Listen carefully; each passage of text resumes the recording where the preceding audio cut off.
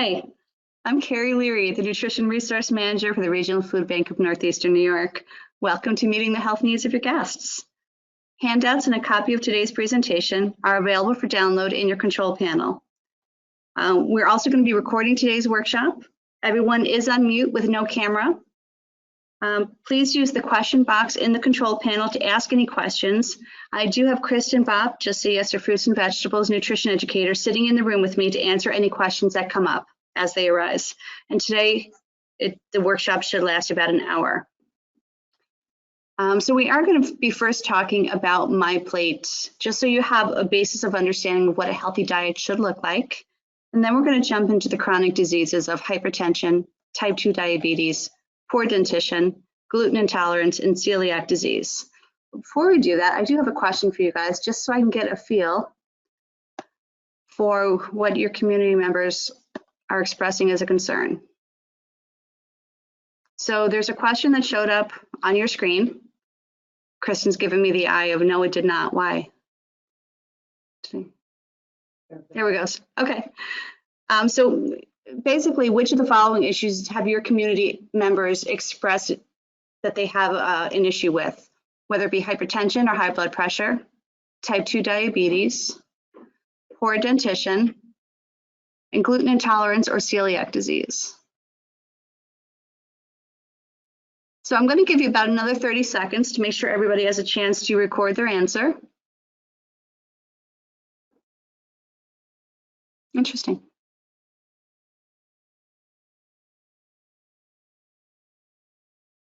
About another 20 seconds or so.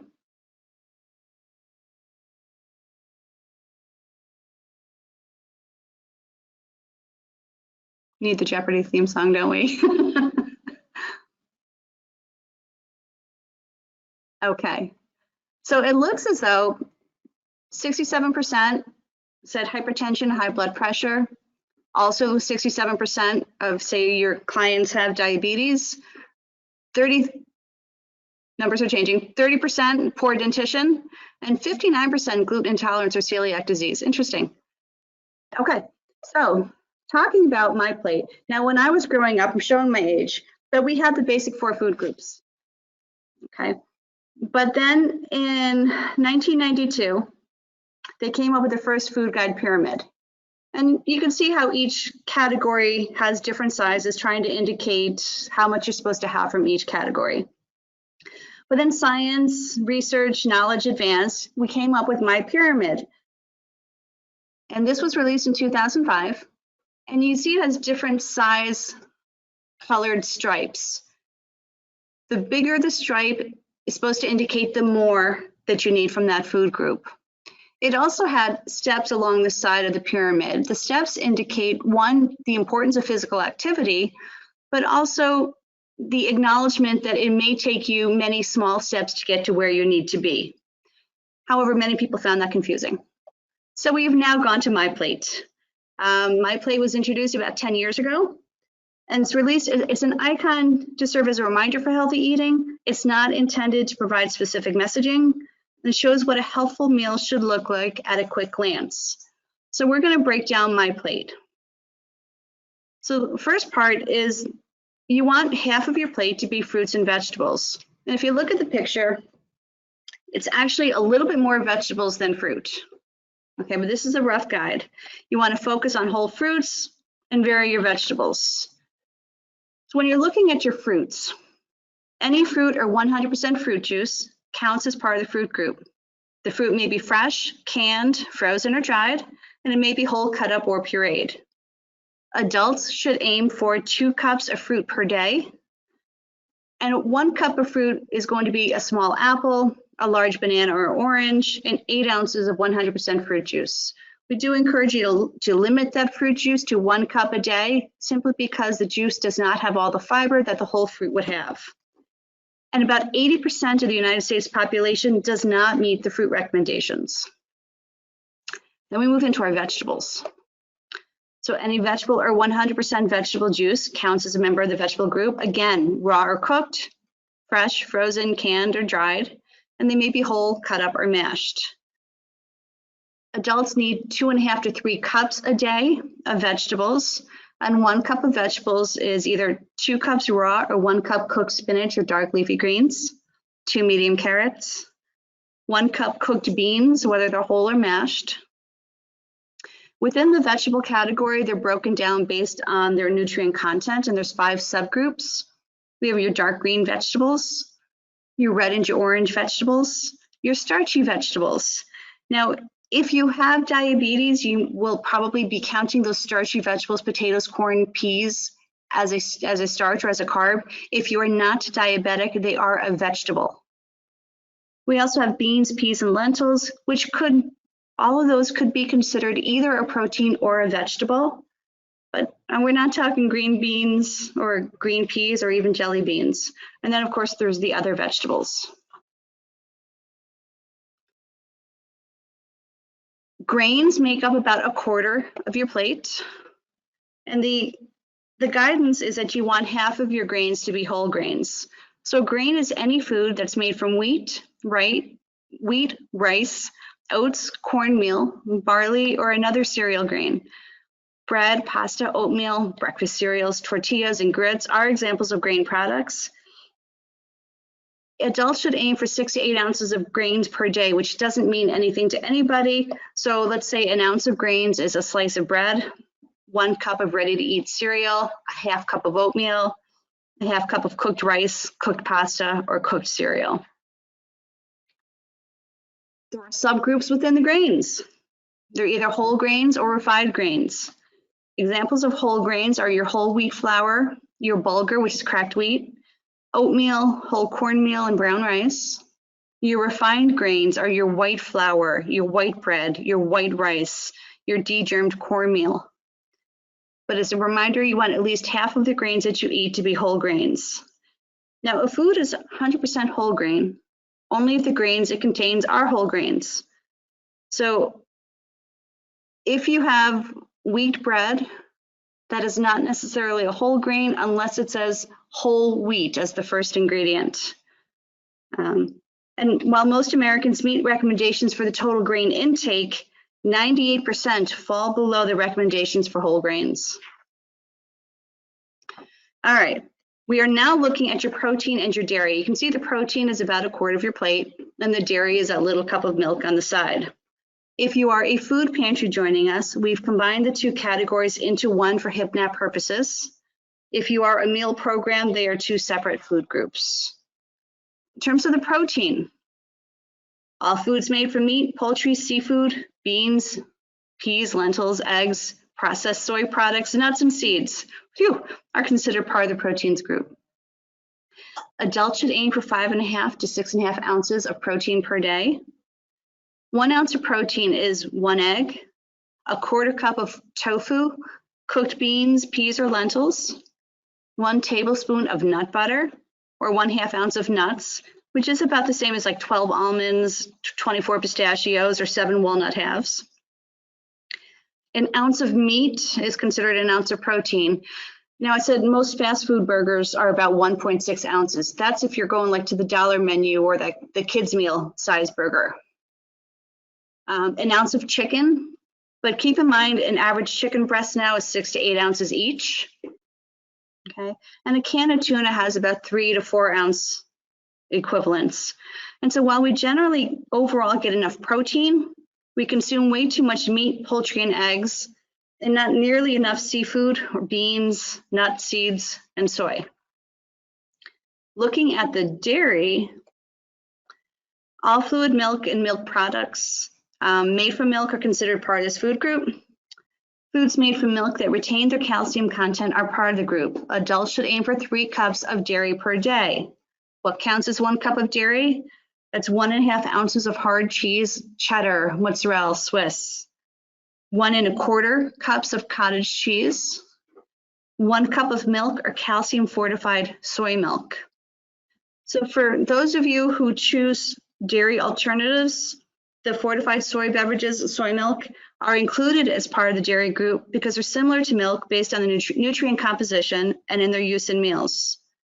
Other products sold as milks but made from plants, your almond milk, your hemp milk, your oat milk, coconut milk, all of those other milks may contain calcium and be consumed as a source of calcium, but they are not included as a part of the dairy group because overall their nutrition content is not similar to dairy and the fortified soy beverages, so therefore they don't count.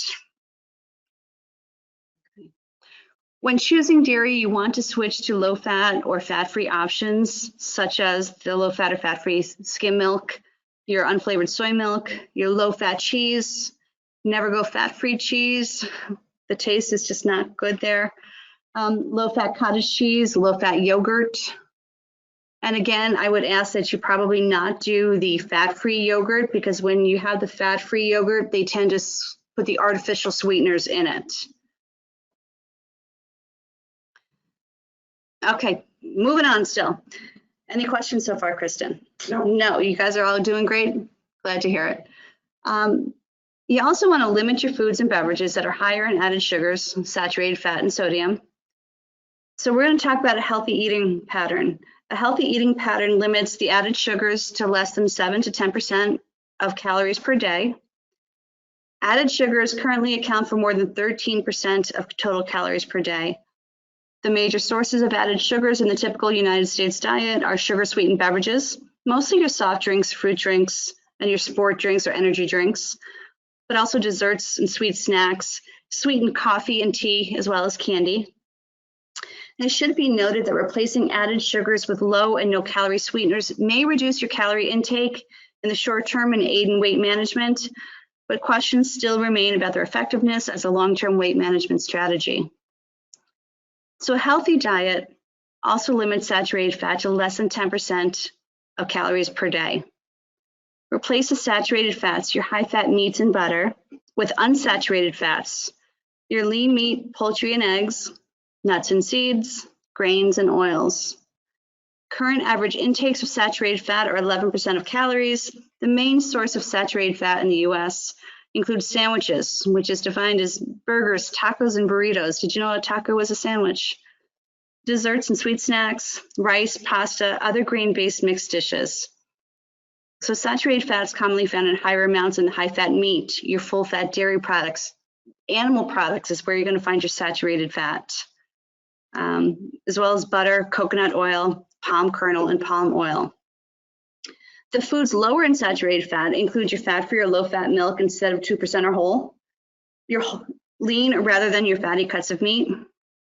Choose lower fat cheese, nuts, seeds, avocado, and cook and purchase products made with oils higher in polyunsaturated and monounsaturated fats, mouthful, such as canola, corn, olive, peanut, safflower, soybean, and sunflower oils, rather than your butter, your shortening, or your coconut or your palm oils. So a healthy eating pattern limits sodium to less than 2,300 milligrams per day for those over the age of 14. We will dive further into that. And on food packages, the nutrition facts label is the best place to look for that sodium, saturated fat, and added sugar information. So we're still talking about limiting these things because they have so much to do with a chronic disease. So the main source of saturated fats, like I said, includes the mixed dishes containing meat, cheese, or both. Your rices, your pasta, and grain dishes because they have things added to them. Your meat, poultry, and seafood dishes. And other foods that contribute the most to saturated fats include your snacks and your sweets, protein foods, and dairy products. Talking about sugar now. So added sugars include syrups and other caloric sweeteners. When sugars are added to foods to sweeten them, they're adding calories without contributing essential nutrients. This can make it difficult for individuals to meet their nutrient needs while staying within the calorie limits. Added sugars account for almost 270 calories, or more than 13% of calories per day in the US population. Intake is high, particularly among children, adolescents, and young adults. Sugar found naturally in milk and fruit are not added sugars.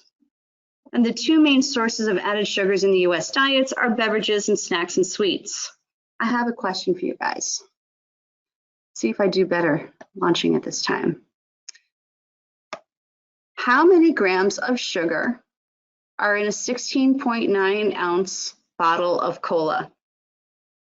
Is that 35 grams, 45 grams, 55 grams, or 65 grams? So a 16.9 ounce bottle of soda, your average size bottle of cola, how many grams of sugar?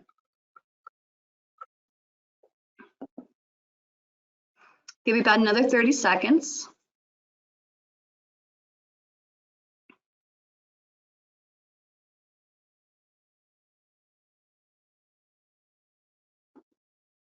About another 20 seconds.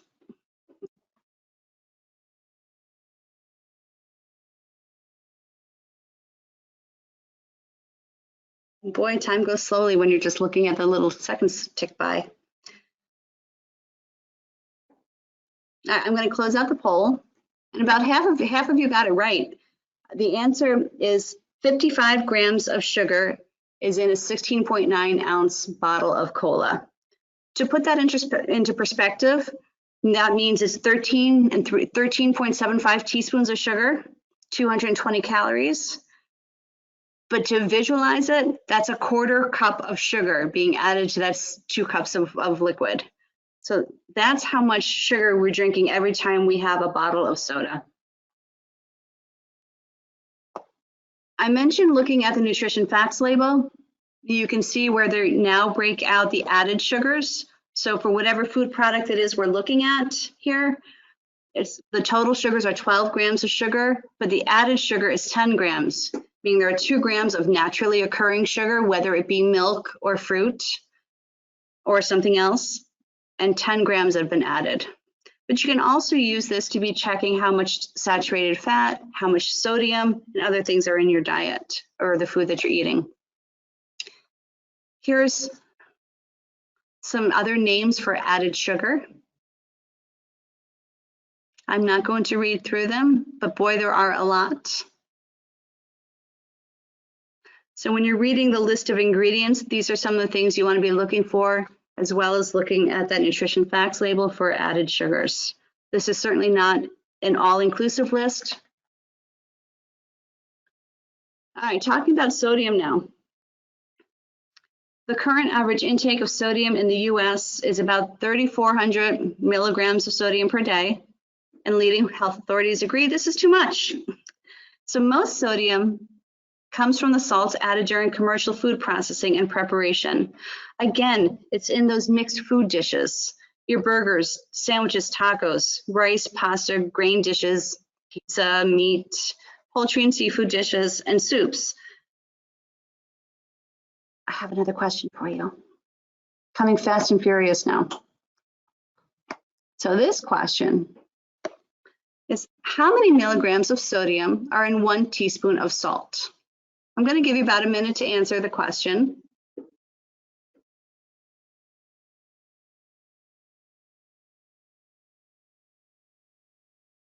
And I'm noticing I didn't even put in the right answers. But which one looks closest?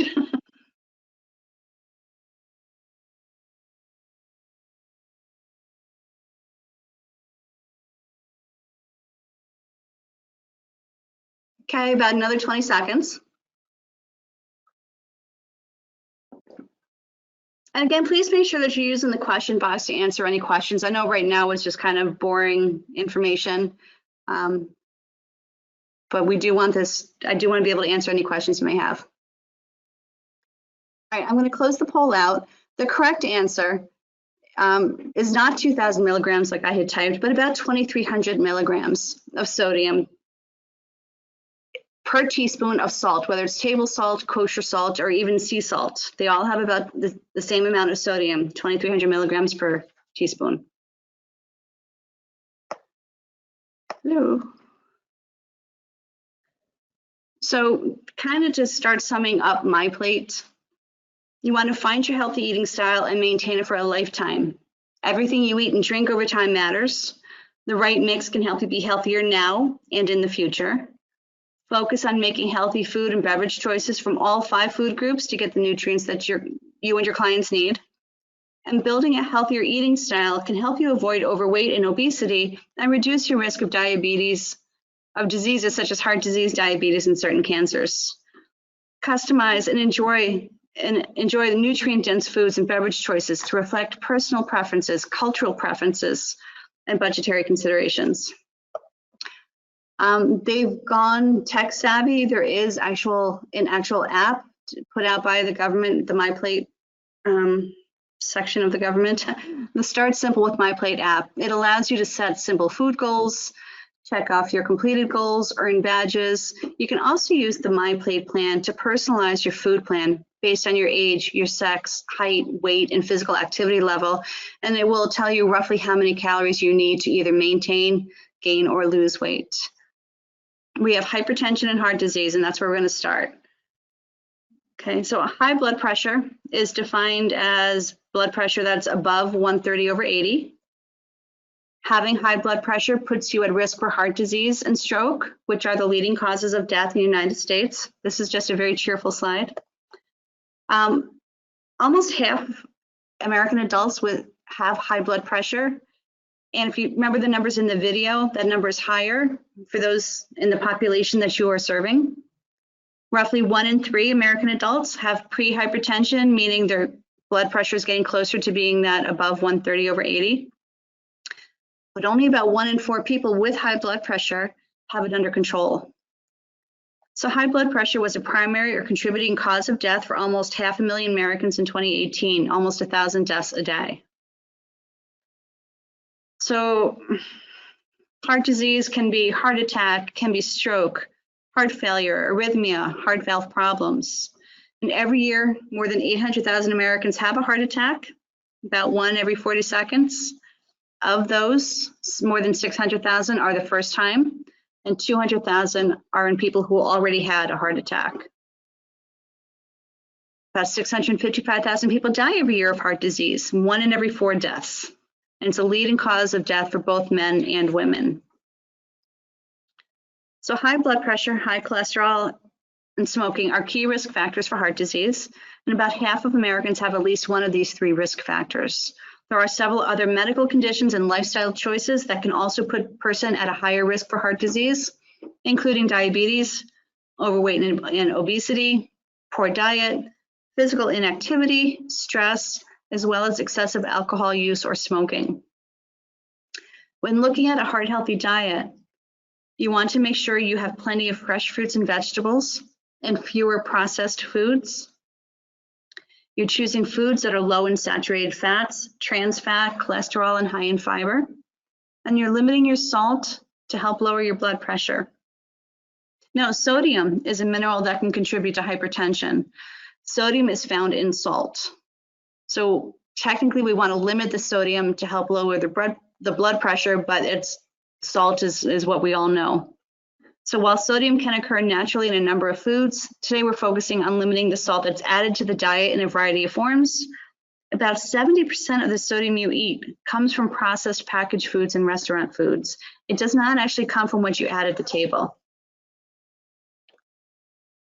The recommended amount of sodium per day is 2,300 milligrams, and that's for once you hit age 14 and up, that's how much they recommend that you have as a maximum, 2,300 milligrams. The average intake, again, is 3,400 to 5,000 milligrams per day. When you're looking at our inventory at the food bank and you're trying to determine which are the better things to order from us, we're able to label our co-op and our USDA product. So if our co-op foods, which is the purchase cases of product, are labeled low sodium, unsweetened, or whole grain, we can do that. We cannot label a salvage because that is going to be a mixed case of anything.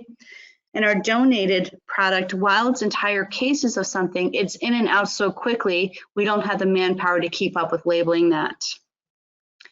So while looking at our inventory, check out our co-op and our USDA product for these item descriptors in the product name.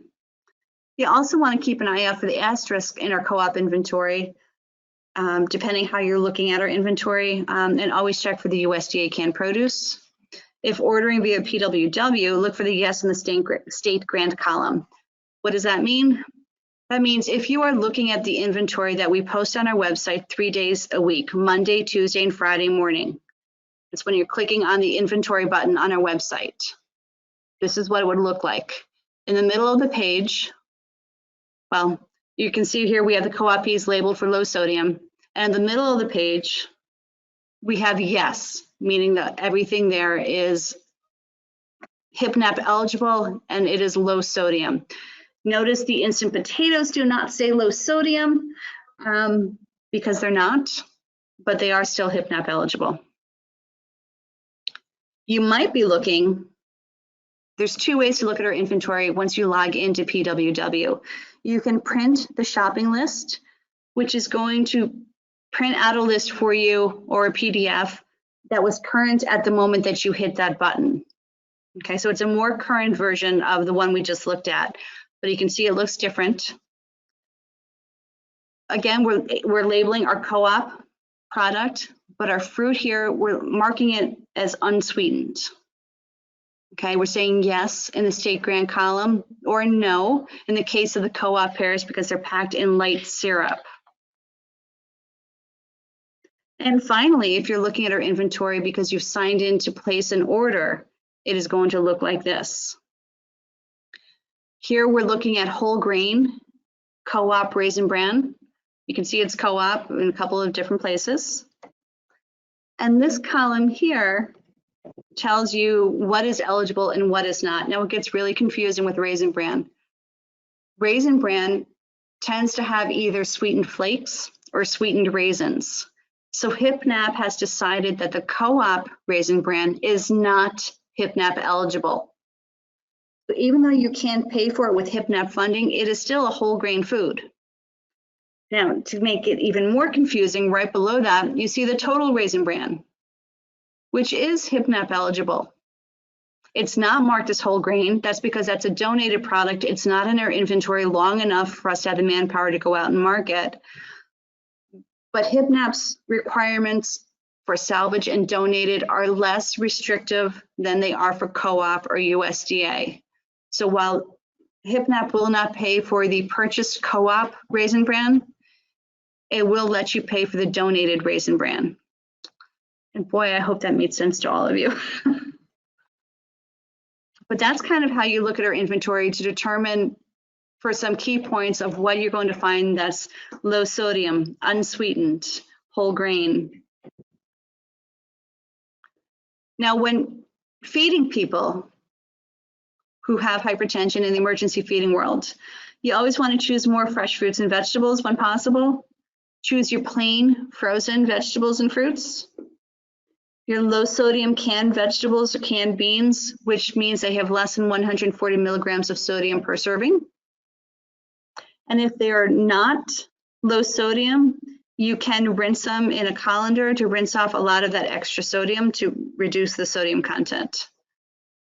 You're looking for unsweetened fruits and fruit juices, canned meats and fish packed in water, not in oil, your low-fat, non-fat dairy, your lean meat options, your unsalted nuts and seeds, your whole grains, whole grain breads, your whole grain pastas, your olive and canola oils, your trans fat-free margarine, your cooking spray, and unsweetened water, coffee, and tea. So a reminder that only a small proportion of the total sodium intake is from sodium naturally found in the foods or from salt added in home cooking or at the table. Most of the sodium consumed in the US comes from salt added during commercial food processing and preparation, including foods processed or prepared at restaurants.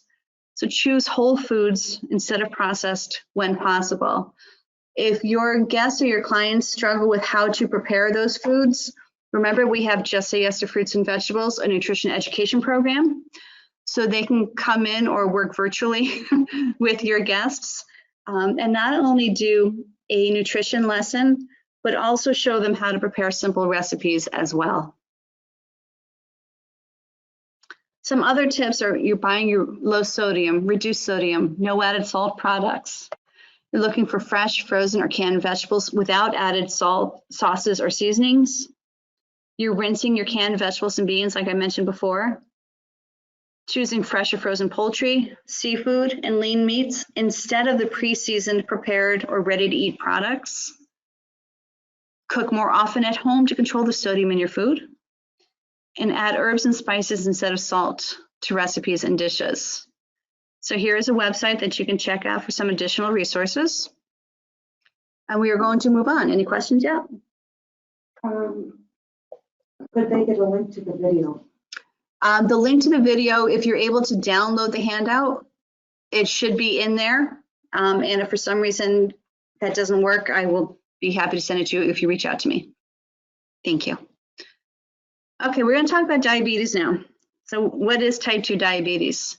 So again, about 1 in 3 American adults have pre-diabetes, meaning they're not there yet, but they're headed that way. Just over 10% of Americans have diabetes. Again, that number is much higher in the population that you serve. There are 3 types of diabetes. That's your gestational, which means while you're pregnant. So normally after you have the baby, your blood sugar returns to normal levels. However, you are at a higher risk of developing type 2 diabetes later in life. There's also type 1 diabetes, which is an autoimmune disease. And we're going to talk about type 2 diabetes, which is the most common form. It results from your body not producing insulin properly, and you can get it at any age. Diabetes greatly increases the risk of developing heart disease. So when we talk about the foods, you're going to see a marked similarity to those we talked about for those with hypertension. So controlling type 2 diabetes can be done with diet and exercise or medication, and sometimes both. But what's important for all of these is that you let the clients advocate for themselves. You are never the expert for someone else. Your lifestyle, your body is different from theirs. So they need to be able to make those choices for themselves. But it's great for you to have that basis of knowledge to help guide them if they're looking for help. If you want to feed somebody in the emergency feeding world, and that's what we do, you want to choose, again, fresh fruits and vegetables, plain frozen fruits and vegetables, low sodium canned vegetables and canned beans, unsweetened canned fruits. Now notice I'm saying unsweetened. I'm not saying no added sugar. Unsweetened fruits are the ones that are packed in juice or water. They now sell cans of fruit that say no sugar added, but they've been artificially sweetened, often with acesulfame potassium and or sucralose, and we're not looking to encourage those. We're looking for the unsweetened packed in water or juice. Your canned meats that are packed in water, not oil, your low-fat, non-fat dairy, again, your lean meat, unsalted nuts and seeds, your whole grains, whole grain breads, whole grain pastas, pretty much anything that can boost the fiber. And that's because fiber helps to regulate the blood sugar. Your olive and canola oils, because those are your unsaturated fats, your trans fat-free margarine, your cooking spray, and unsweetened beverages. We want to make sure you're offering high protein foods, and when doing that, you're going to try to choose minimally processed and unbreaded items. There really is no need to offer the special foods made for diabetics. Instead, choose the whole foods. Fish, turkey, cheese, eggs, fresh or canned fruits and vegetables, whole grains such as brown rice are great staples to add to any meal to serve diabetic patrons. And again, keep an eye out in our inventory for those whole grain items, for those things that are marked eligible for HIPNAP and co-op and USDA and marked with low sodium, unsweetened, whole grain, etc. You also, when you're doing this, you want to watch for foods that have hidden sugar. And those sugar-free treats, enjoy them on occasion. They're not meant to be the basis of a diet. You should have healthy snacks instead. I have another question for you. Let's see how we deal with this one. So the question is a true-false question. Those with type 2 diabetes can't eat fruit. Is that true or is that false? I'll give you about 45 seconds or so to answer that one. Look at you guys go. Liking what I'm seeing.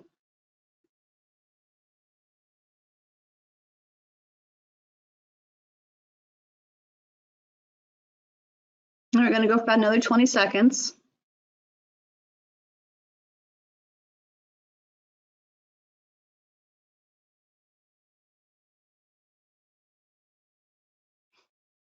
Go back another 10 seconds.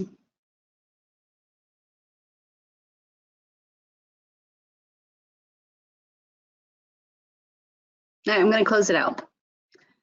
So it's a myth that people with type 2 diabetes can't eat fruit. They absolutely can. Fruit contains natural sugars, but it also contains fiber, which is good for everyone. Like we said, fiber helps to regulate your blood sugar, but combining fruit with yogurt or other high protein foods is a great way to keep your blood sugar from spiking while getting the nutrients from the fruits. So by all means, include fruit in your diet if you're diabetic. Now, not all type 2 diabetics will eat the same foods. They're not going to work for everybody across the board. Different preferences, different availability, different cultures, a number of different reasons. Educate your clients or encourage them to plan ahead so that they can have healthy meals and snacks on hand. That can be very impactful for them. And here is a website that you might find some useful information on. Moving on, let's talk about those pearly white teeth there. So the term dentition refers to the condition of your teeth. Poor dentition may be loose or missing teeth, cavities, or other factors that affect the condition of the teeth. There's a number of causes. It could be poor oral health, brushing and flossing, no professional cleanings, smoking, chewing tobacco, alcohol and drugs, not drinking enough water or having dry mouth. A poor diet can impact your teeth. So if you're not getting enough vitamin C or vitamin A, or if you have too much sugar or too much acidic foods. And there are some medical conditions and it's kind of interesting in a bad way, but having poor dentition has been shown to have a link to developing both diabetes and hypertension, but also having diabetes or hypertension is also linked to developing poor dentition. So they're all linked together. The impacts of having poor dentition, your social status, your mental health. People just don't want to smile when they're missing a lot of teeth. It can impact your health status. We just talked about diabetes and hypertension. It can result in bone loss, loss of functional chewing, malnutrition. Okay, so here's some foods that are healthier options for those people who have poor dentition, whether it be a chronic case of poor dentition or just they have a bad tooth that needs to get addressed. Soft cooked eggs, such as scrambled eggs, are going to be a good choice. And adding cottage cheese or plain Greek yogurt before scrambling was going to really boost the calcium and protein content. Mashed potatoes, leave the skin on when possible when mashing potatoes. If it's tolerated, it will provide extra fiber. Again, using the cottage cheese or plain Greek yogurt is going to boost the protein content.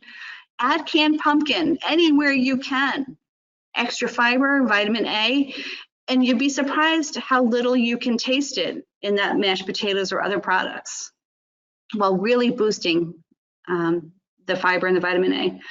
Soft cooked vegetables, you can do fresh or frozen or canned, but you do want to use the softer, less stringy ones and avoid raw vegetables. Make smoothies using fresh, frozen, or canned fruit. Again, avoid that fat-free yogurt because it tends to be artificially sweetened. Add chia or flaxseed if it's available and if tolerated. Add spinach. Again, you're not going to notice that flavor profile of the spinach, but you're going to be getting more fiber and lots of vitamin A. Fish, especially flaky fish, is really good for people with bad dentition. Choose the soft, not breaded or fried. Yogurt, obviously, we keep saying is a good choice. Soups are a good choice. While they may not count as a meal for hip nap, they are something that people do enjoy eating, and it can be easier for people to eat who have the poor dentition. Choose your heartier soups, aim for low sodium soups. Oatmeal, add soft or pureed fruit or canned pumpkin. If you have a slow cooker, it can result in moist, tender meat and is a good choice for cooking the less expensive cuts of meat. And of course, your beans, peas, and your lentils, they're a great source of protein, fiber, vitamins, and minerals. They are soft when cooked, and they can be eaten as a main dish, added to a main dish, or eaten as a side dish. Okay, are we all hanging in? Any questions so far? No. Last thing we're going to cover is a gluten intolerance and celiac disease. So in general, a food intolerance means that either the body cannot properly digest the food that's eaten, or that a particular food might irritate the digestive system. Symptoms of food intolerance can include nausea, gas, cramps, abdominal pain, diarrhea, irritability, nervousness, or headaches. If we're talking about a gluten intolerance, it's also known as non-celiac gluten sensitivity, because you don't have the sufficient enzymes in your body to digest the gluten being eaten. Symptoms include abdominal pain, cramping, bloating, and diarrhea, but it does not lead to intestinal tissue damage. The symptoms can be avoided by supplementing digestive enzymes or reducing the gluten in your diet below your intolerance level. While celiac disease is a rare, lifelong autoimmune condition that's triggered by eating foods that contain gluten. So gluten is a protein composite that's found mainly in wheat, barley, and rye, but it's also in many processed foods due to cross-contamination. So when people with celiac disease eat gluten, the body mounts an immune response that attacks the small intestine. These attacks lead to damage on the villi, which are like small finger-like projections that line the small intestine and promote nutrient absorption. When the villi get damaged, nutrients cannot be absorbed properly into the body. Some symptoms can include anemia, skin rash, abdominal bloating, weight loss, bone or joint pain, and fatigue. Let's take a look at this picture of, here's somebody's gut, okay, a cross-section of the small intestine. On the left, we have a normal gut. You see all those finger-like villi. It has a lot of surface area to enable absorption of food. The one on the right has celiac disease, and those villi have been flattened out. There's just not nearly enough surface area to absorb the food. I thought that was kind of interesting because I'm a dork. Okay, if you're feeding people with gluten intolerance and celiac disease in the emergency feeding world, while those with gluten intolerance may be able to tolerate some gluten, any amount of gluten is dangerous for those with celiac disease. So those are two different things. In general, you want to avoid the wheat, rye, and the barley. And while oats are naturally gluten-free, they're often contaminated or cross-contact. So you want to read the labels carefully, and when in doubt, they say go without. Some naturally gluten-free foods include your bottled water, your fresh fruits and vegetables. Now you're going to find sometimes you might find a head of broccoli that's labeled gluten-free, but another head of broccoli is not labeled gluten-free. And that's because broccoli naturally is gluten-free. Okay. Plain unflavored rice tends to be gluten-free. What you want to watch out for is malt in any form, because malt is from barley. Oddly enough, maltodextrin is gluten-free though. Okay, any wheat or wheat derivative, soy sauce, wasabi, barbecue sauce, Worcestershire sauce often have gluten in them. Salad dressings, make sure you're checking the ingredients. Cream sauces that are made with the roux, which is a fat in a flour used to thicken, is going to have gluten in it. Some mayonnaise has gluten. Cold cuts often have gluten. Self-basting poultry, imitation crab meat have gluten. Pre-seasoned meats, your flavorings, colorings, starches, and thickeners. Okay. Here's another question for you, if I can move the mouse. So this is simple true false. Gluten is only found in food products. True or false?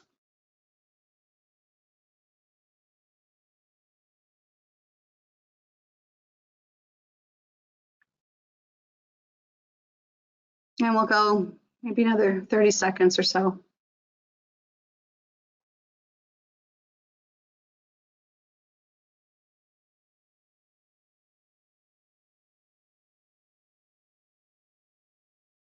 Maybe another 10 seconds or so.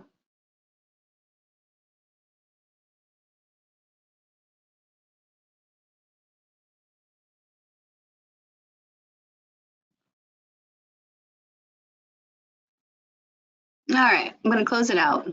So the answer to that was actually false. And you guys are smarty pants.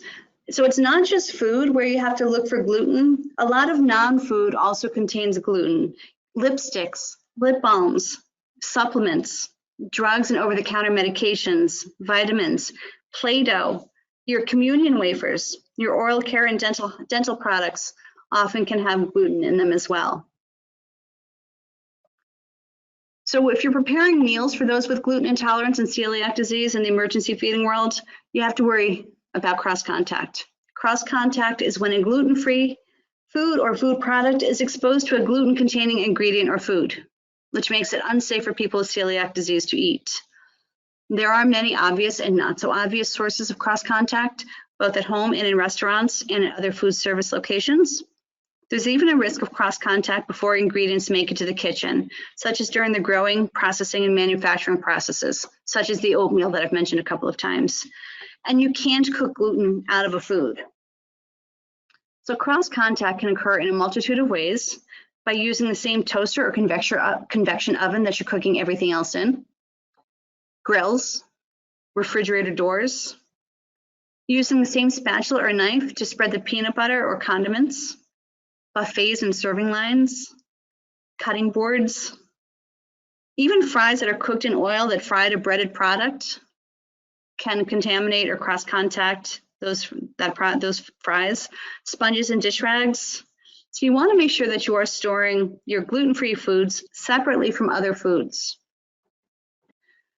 It's important to know how your food is made from farm to table in order to avoid possible gluten exposure. Labeling for gluten is not required in the United States. It is voluntary. So to voluntarily label a product gluten-free, it must contain less than 20 parts per million of gluten as mandated by the FDA.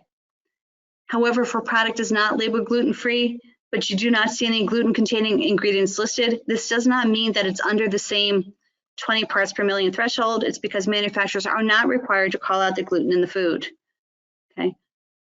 So you need to be always calling the manufacturer and checking to see whether or not that food is still gluten-free, unless it is specifically labeled gluten-free. All right, I have a couple websites here. I know we're getting close on time, but I want to take a look at just this one here. I do. All right, so I'm at the nationalceliac.org website. And you can click under resources and you can get some information on nutrition, which is fantastic.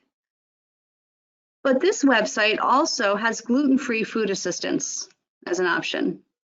So if we click that, there's a couple of different things it's going to bring up. There's a quick start guide to providing emergency food.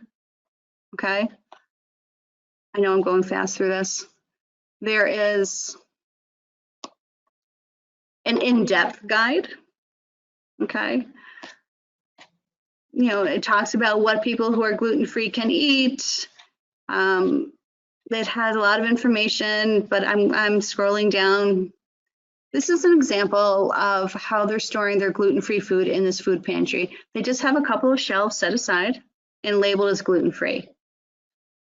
But the other thing I want to show you, well, there's two other things on this page. You can request an emergency food box, whether it's a one-time or a monthly box. I hear it takes a couple of weeks. So it's not like it's a quick fix, but it can be helpful for people who need the gluten-free products. Gluten-free products tend to be maybe 6 times more expensive than regular food. And finally, on this page, you can search for a food pantry that provides gluten-free foods, assuming they have registered on this website. And I'm scrolling the wrong way. And I'm scrolling, okay. Hello, we're in the ocean. Come back. Oh my goodness. Come back. All right, bear with me. If you look in New York, in our 23 county area, we only have one food pantry that has actually registered with them, and they're in Ballston Spa. So if you have a gluten-free section in your food pantry, you can reach out to, in one of the pages I just showed you, Carla had an email. You can reach out to Carla so that you can be signed up and registered so that if people who are gluten-free are looking for additional assistance, they know where to find it. So with that, we have a question.